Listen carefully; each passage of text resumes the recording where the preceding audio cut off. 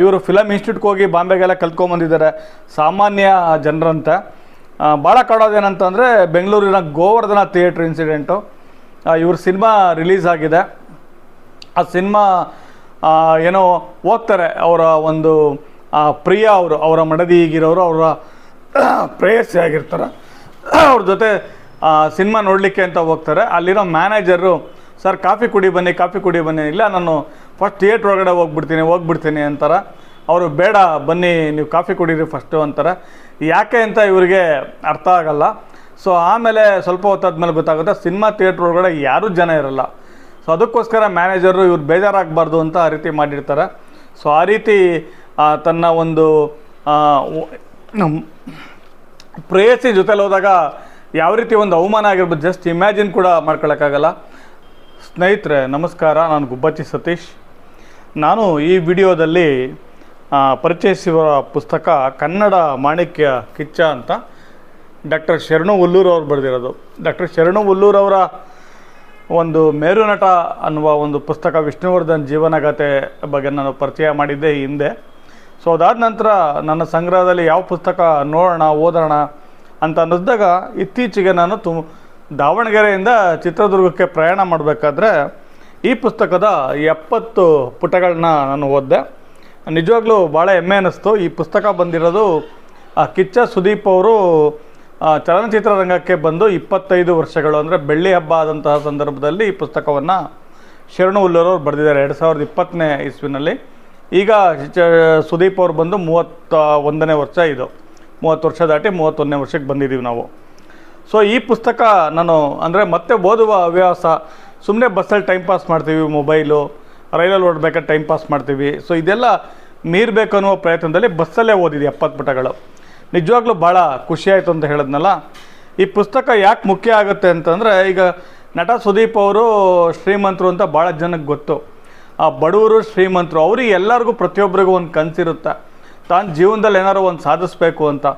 ಬಡವ ಆದವನು ಮಾತ್ರ ಕಷ್ಟಪಡಲ್ಲ, ಶ್ರೀಮಂತ ಆದವನು ಕೂಡ ತನ್ನ ಕನಸನ್ನು ನನಸಾಗಿಸಿಕೊಳ್ಳಬೇಕಾದ್ರೆ ಎಷ್ಟೆಲ್ಲ ಕಷ್ಟಪಡಬೇಕು, ಎಷ್ಟೆಲ್ಲ ಅವಮಾನಗಳನ್ನ ಎದುರಿಸ್ಬೇಕು, ಎಷ್ಟು ಜನರನ್ನೆಲ್ಲ ಎದುರಿಸಿ ಒಂದು ಲೆವೆಲಿಗೆ ಹೋಗಬೇಕು ಅನ್ನೋದು ಈ ಒಂದು 25 ವರ್ಷಗಳ ಜರ್ನಿಯನ್ನು ಭಾಳ ಚೆನ್ನಾಗಿ ಕಟ್ಕೊಟ್ಟಿದ್ದಾರೆ ಲೇಖಕರು. ಇಲ್ಲಿ ಒಂದು ಅಧ್ಯಾಯ ಇದೆ, ನಾನೇಕೆ ಈ ಪುಸ್ತಕ ಬರೀಬೇಕಿತ್ತು, ಸುದೀಪ್ ಆಸ್ ಅರೋಗ್ಯಾಂಟ್ ಅನ್ನೋದು ಒಂದು ಡಾಕ್ಟರ್ ಶರಣು ಉಲ್ಲೂರು ಅವರು ಈ ಪುಸ್ತಕದ ಬಗ್ಗೆ ಬರೆದಿದ್ದಾರೆ. ನೀವು ಓದಿ ಯಾಕೆ ಬರೆದಿದ್ದಾರೆ ಈ ಪುಸ್ತಕ ಅನ್ನೋದು ನಿಮಗೆ ಗೊತ್ತಾಗುತ್ತೆ. ಸುದೀಪ್ ಎಂಬ ಸಿನಿಮಾ ಸಂತ ಅಂತ ಒಂದು ಆರ್ಟಿಕಲ್ ಇದೆ. ಇದು ಹಿರಿಯ ಪತ್ರಕರ್ತರಾದ ಬಿ ಗಣಪತಿಯವರು ಈ ಹಿಂದೆ ಚಿತ್ತಾರ ಪತ್ರಿಕೆಗೆ ಬರೆದಿರೋದನ್ನು ಇದರಲ್ಲಿ ಈ ಪುಸ್ತಕದಲ್ಲಿ ಹಾಕಿದ್ದಾರೆ. ಈ ಪುಸ್ತಕಕ್ಕೆ ಬೆನ್ನುಡಿ ಯೋಗರಾಜ್ ಭಟ್ ನಿರ್ದೇಶಕರು ಬರೆದಿರೋದು. ಭಾಳ ಅರ್ಥಪೂರ್ಣವಾಗಿದೆ. ಇದರಲ್ಲಿ ಸುದೀಪ್ ಅವರ ಬಗ್ಗೆ ಒಂದು ಪರಿವಿಡಿ ನೋಡಿದ್ರೆ ಎಲ್ಲರೂ ಬರೆದಿದ್ದಾರೆ. ಅವ್ರ ಫ್ಯಾಮಿಲಿಯವರಿಂದ ಹಿಡಿದು ಅವ್ರ ಹತ್ರದಿಂದ ಕಂಡಿರೋ ಎಲ್ಲ ನಿರ್ದೇಶಕರು, ನಟರು, ಅಭಿಮಾನಿಗಳು ಕೂಡ ಬರೆದಿದ್ದಾರೆ. ಇದೆಲ್ಲ ಒಂಥರ ನಟ ಸುದೀಪ್ ಅವರ ಅಭಿಮಾನಿಗಳ ಜೊತೆ, ಅಂದರೆ ಅವ್ರ ಮನೆಯಲ್ಲಿ ಪುಸ್ತಕ ಇರಲೇಬೇಕು. ನಾನು ಈ ಮಾತನ್ನು ಯಾಕೆ ಹೇಳ್ತಾ ಇದ್ದೀನಿ ಅಂತಂದ್ರೆ, ಇತ್ತೀಚೆಗೆ ಅವ್ರದ್ದು ಮ್ಯಾಕ್ಸ್ ಸಿನಿಮಾ ಬಿಡುಗಡೆ ಆಗಿತ್ತಲ್ಲ, ಅಲ್ಲಿ ಸುದೀಪ್ ಅವ್ರದ್ದೊಂದು ಫೋಟೋ ಫ್ರೇಮ್ನ ಮಾರಾಟ ಮಾಡ್ತಾಯಿದ್ರು. 300-350 ರೂಪಾಯಿ, ಮಿನಿಮಮ್ 250 ರೂಪಾಯಿಂದ ಮಾರಾಟ ಮಾಡಿದ್ರು. 500 ರೂಪಾಯಿ ತನಕ ಮಾರಾಟ ಮಾಡಿದ್ದಾರೆ. ಸಾಕಷ್ಟು ಜನ ಕೊಳ್ತಾ ಇದ್ರು ಅದನ್ನು. ಅವ್ರು ಟಿಕೆಟ್ ದುಡ್ಡು ತೊಗೊಳೋದು ಫಸ್ಟ್ ವೀಕಲ್ಲಿ ತುಂಬ ಅವ್ರಿಗೆ 200 ರೂಪಾಯಿ ಇತ್ತು. ಕೆಲವ್ರಿಗೆ ಭಾಳ ಕಷ್ಟ ಇರುತ್ತೆ, ಸಿನಿಮಾ ನೋಡಬೇಕು ಅನ್ನೋ ಇದಿರುತ್ತೆ, ಬಟ್ ಅಷ್ಟು ಆದಾಯ ಇರೋದಿಲ್ಲ ಅವ್ರಿಗೆ. ಬಟ್ ಅವರು ಮಕ್ಳುಗಳು ಎಷ್ಟೋ ಜನ ಕೊಳ್ತಾಯಿದ್ರು. ಅದನ್ನೇನು ಮಾಡ್ತಾರೆ, ತೊಗೊಂಡೋಗಿ ಮನೆಯಲ್ಲೆಲ್ಲ ಒಂದು ಕಡೆ ಹಾಕ್ತಾರೆ, ಪೂಜೆ ಮಾಡ್ತಾರೆ, ಆರಾಧನೆ ಮಾಡ್ತಾರೆ. ಆದರೆ ತನ್ನ ಒಂದು ಅಭಿಮಾನವನ್ನು ಗಳಿಸಿರುವ ನಟ ಈ ಒಂದು ಎತ್ತರಕ್ಕೆ ಬೆಳಿಬೇಕಂದ್ರೆ ಎಷ್ಟೆಲ್ಲ ಕಷ್ಟಪಟ್ಟಿರ್ಬೋದು, ಏನೆಲ್ಲ ಸಾಧನೆ ಮಾಡಿರ್ಬೋದು ತಿಳ್ಕೊಬೇಕಂದ್ರೆ ಅದು ಒಂದು ಫೋಟೋಯಿಂದ ಸಾಧ್ಯ ಆಗಲ್ಲ, ಒಂದು ಪುಸ್ತಕದಿಂದ ಮಾತ್ರ ಸಾಧ್ಯ ಆಗುತ್ತೆ. ನನಗೆ ಅವಾಗ ಅನಿಸಿದ್ದು 200 ರೂಪಾಯಿ ಪುಸ್ತಕದ ಬೆಲೆ, ಇವ್ರ ಮನೇಲೆಲ್ಲ ಈ ಪುಸ್ತಕ ಇರಬೇಕು, ಈ ಪುಸ್ತಕವನ್ನು ಇಟ್ಕೊಂಡು ಅವರೆಲ್ಲ ಓದಬೇಕು, ಅವರು ಕೂಡ ಜೀವನದಲ್ಲಿ ಏನಾದ್ರು ಒಂದು ಸಾಧನೆ ಮಾಡ್ಸೋಕ್ಕೆ ಹಠ ಛಲ ತೊಡಬೇಕು ಅನ್ನೋದು ನನ್ನ ಒಂದು ಭಾವನೆ ಆಗಿತ್ತು.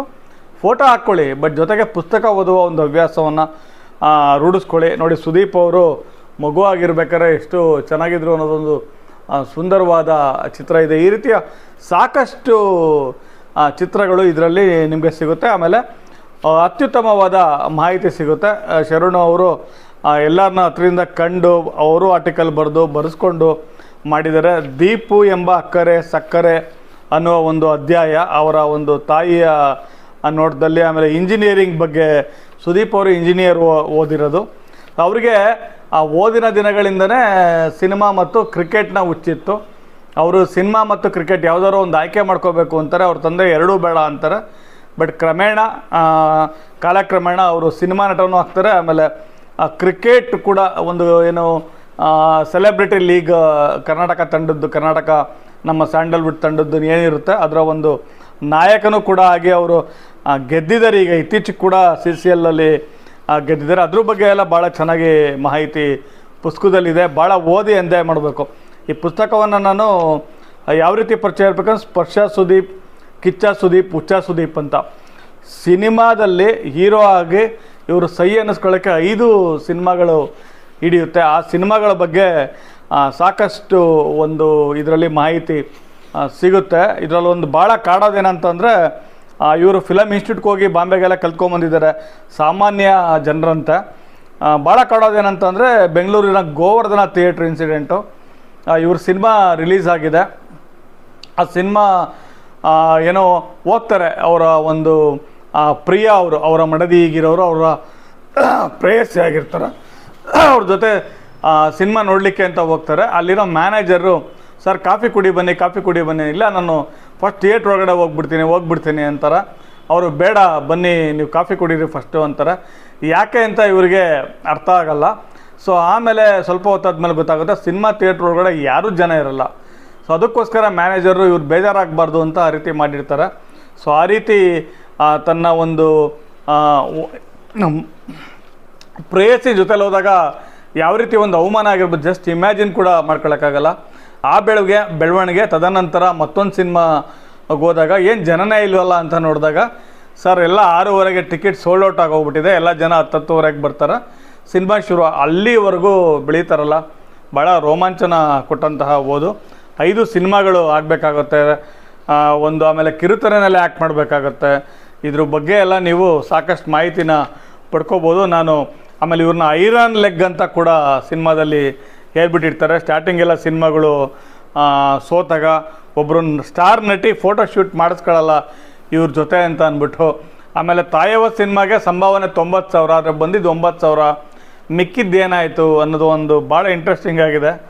ಸೊ ಆಮೇಲೆ ಪ್ರತ್ಯರ್ಥ ಸಿನಿಮಾ ಬರುತ್ತೆ, ಸ್ಪರ್ಶ ಬರುತ್ತೆ, ಆಮೇಲೆ ಹುಚ್ಚ ಸಿನಿಮಾ ಬಂದು ಸೂಪರ್ ಸ್ಟಾರ್ ಒಬ್ಬರ ಆಗಮನ ಕನ್ನಡ ಚಲನಚಿತ್ರರಂಗಕ್ಕಾಗತ್ತೆ. ನಾನು ಒಂದೇ ಸಿಟ್ಟಿಂಗಲ್ಲಿ 70 ಪುಟಗಳನ್ನ ಓದಿದೆ. ಆ ಒಂದು ಬಿಸಿಯಲ್ಲೇ ಇದನ್ನು ನನ್ನ ಏನು ನೆಚ್ಚಿನ ವೀಕ್ಷಕರಿಗೆ ಈ ಪುಸ್ತಕದ ಬಗ್ಗೆ ಮಾಹಿತಿ ಹೇಳಬೇಕು ಅಂತ. ಇನ್ನು ಸಿನಿಮಾಸ್ ಅಂತಲೂ, ಯಾಕಂದರೆ ಸುದೀಪ್ ಅವರು ಬರೀ ನಟ ಅಲ್ಲ, ನಿರ್ದೇಶಕ ಕೂಡ. ಆಮೇಲೆ ಬಿಗ್ ಬಾಸ್ ಭಾಳ ಫೇಮಸ್ ಆಗಿದ್ದು. ಮತ್ತು ಈಗಿನ ಜನ್ರೇಷನ್ ಮಕ್ಕಳುಗಳು ಕೂಡ ಅವರು ಏನು ಅವ್ರಿಗೆ ಒಂದು ಪಾಠವನ್ನು ಬಿಗ್ ಬಾಸ್ ಮೂಲಕ ಕೂಡ ಸುದೀಪ್ ಅವರು ಹೇಳ್ತಾ ಇರ್ತಾರೆ. ಸೊ ಭಾಳ ಖುಷಿಯಾಯಿತು. ಭಾಳ ಅಷ್ಟು ಅತ್ಯಮೂಲ್ಯ ಮಾಹಿತಿ ಇರುವ ಪುಸ್ತಕ ಇದು. ಮತ್ತು ಇದರಿಂದ ಮುಂದುವರೆದಿರೋದು ಕೂಡ ಬರಲಿ ಅಂತ ಆಶಿಸ್ದ. ಸಿನಿಮಾಗಳು ಆ್ಯಕ್ಟ್ ಮಾಡಿರೋ ಎಲ್ಲ ಸಿನಿಮಾಗಳ ಒಂದು ಇದು ಮಾಹಿತಿ ಕೂಡ ಈ ಪುಸ್ತಕದಲ್ಲಿ ಇದೆ. ಇದನ್ನು ನೀವು ಪುಸ್ತಕವನ್ನು ಕೊಂಡು ಓದಿ. ನಿಮ್ಮ ಹತ್ತಿರದ ಒಂದು ಪುಸ್ತಕ ಅಂಗಡಿಯಲ್ಲಿ ಈ ಪುಸ್ತಕದ ಬಗ್ಗೆ ಕೇಳಿ, ಅಲ್ಲಿ ಸಿಗಲಿಲ್ಲ ಅಂದರೆ ತಲೆ ಕೆಡಿಸ್ಕೊಳ್ಳೋದು ಬೇಡ. ಇವತ್ತು ಅಂಗಡಿಗೆ ಹೋಗಿ ಪುಸ್ತಕ ಕೊಡಬೇಕು ಅನ್ನೋದೇನಿಲ್ಲ. ಅಮೆಝಾನಲ್ಲಿ ಕನ್ನಡ ಮಾಣಿಕ್ಯ ಕಿಚ್ಚ ಅಂತ ನೀವು ಗೂಗಲಲ್ಲಿ ಕೊಟ್ಟರೆ ಈ ಪುಸ್ತಕದ ಲಿಂಕ್ ಬರುತ್ತಾ. ಇಲ್ಲ ಅಂದರೆ ನನ್ನ ಡಿಸ್ಕ್ರಿಪ್ಷನ್ ಬಾಕ್ಸ್ನಲ್ಲಿ, ಈ ವಿಡಿಯೋದ ಡಿಸ್ಕ್ರಿಪ್ಷನ್ ಬಾಕ್ಸ್ನಲ್ಲಿ ನಾನು ಈ ಪುಸ್ತಕದ ಅಮೆಝಾನ್ನಲ್ಲಿ ಕೊಳ್ಳುವ ಲಿಂಕನ್ನು ಹಾಕಿರ್ತೀನಿ. ಸೊ ನೀವು ಕ್ಲಿಕ್ ಮಾಡಿ ಆರಾಮಾಗಿ ಕೊಂಡು ಓದ್ಬೋದು ಅಂತ ಹೇಳ್ತಾ, ಮತ್ತೊಂದು ವಿಡಿಯೋದಲ್ಲಿ ಮತ್ತೊಂದು ಪುಸ್ತಕದೊಂದಿಗೆ ಮತ್ತೊಂದು ಸತಿ ಮತ್ತೆ ಸಿಗೋಣ ಅಂತ ಹೇಳ್ತಾ ಎಲ್ರಿಗೂ ಧನ್ಯವಾದಗಳು.